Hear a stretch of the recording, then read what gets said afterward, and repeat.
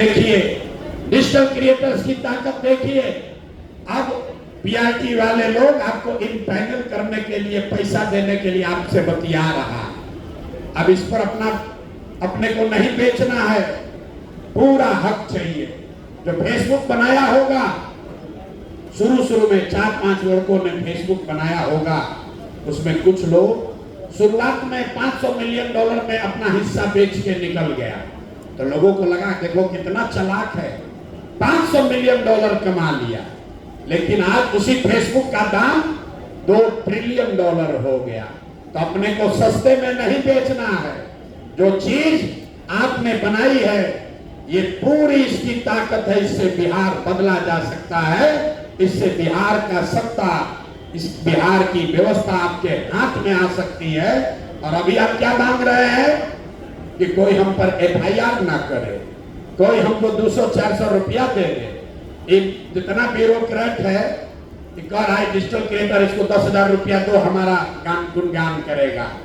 इसीलिए हम लोग तो मन से कहते हैं भैया नेता आएगा, पैसा देगा, पैसा लेना है, पैसा लेना है। चाहे 500 रुपया वोट के लिए दे या 2,000-5,000 रुपया डिजिटल क्रिएशन के लिए दे, पैसा लेना है। पैसा काहे लेना है? अरे हम ही लोग का पैसा है, लूट के जमा किया है। आपसे हमसे घूस लेकर पैसा जमा किया है। आप बताइए, आपका 1 लाख रुपया चोरी हो जाए और थाना वाला खबर करे, कोई नया दरोगा आए बोले भैया 10,000 रुपया उसमें हमारे पास आ गया है, एगो बक्सा मिल गया है, उसको वापस ले जाइए, आप लीजिएगा कि नहीं लीजिएगा? तो बिहार के युवाओं का भविष्य लूट लिया, लाखों रुपए लूटे हैं इन लोगों ने, उसमें से 2,000-5,000 वापस दे रहा है। तो हम ही लोग का पैसा है, पैसा लेना है। लेकिन पैसा लेने के बाद जब थाना में से 10,000 रुपया वापस मिल जाएगा चोरी का सामान, तो आप केस फॉलो करना छोड़ दीजिएगा। हम लोग को पूरा हिसाब चाहिए, जितना लूटा है सब वापस चाहिए। अभी नीतीश चाचा को देखिए, रोज तिजोरी खोल रहे हैं।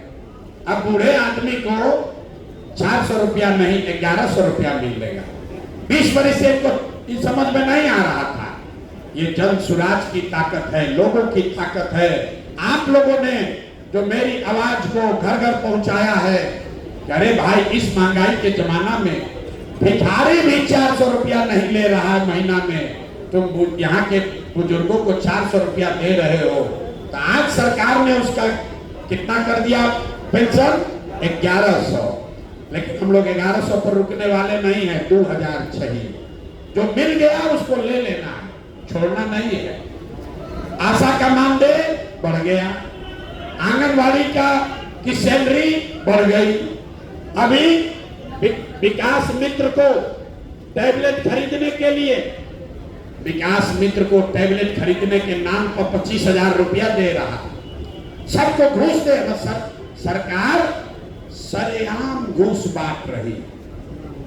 10,000 करोड़ रुपया अभी हमको कोई दिखाया, इमरजेंसी कंटीजेंसी फंड से निकालकर 10,000 रुपया दिया जा रहा है महिलाओं को, 10-10 हजार रुपया, ताकि वो नीतीश कुमार को फिर से जिताए।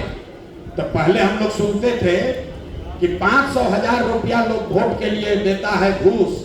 अब तो इतना ये भ्रष्ट सरकार है कि पूरे बिहार को घूस देने का कोशिश कर रहा है। तो इन लोग से पैसा लेना है, लेकिन पैसा लेने के बाद बिहार बदलने के अपने संकल्प, अपने इरादे पर कायम रहना है। जन सुराज का झंडा नहीं ढोना है, जन सुराज के साथ नहीं होना है, बिहार के साथ होना है। ये उस संकल्प के साथ होना है कि हम लोग वो सपना लेकर जी रहे हैं कि अपने जीवन काल में एक ऐसा भी दिन देखें जब हरियाणा, पंजाब से, गुजरात, महाराष्ट्र से लोग बिहार में रोजी रोजगार पढ़ने आए, तब मानेंगे कि बिहार में विकास हो गया। जब तक ये नहीं होगा, लोग कहता है भैया ये कैसे होगा?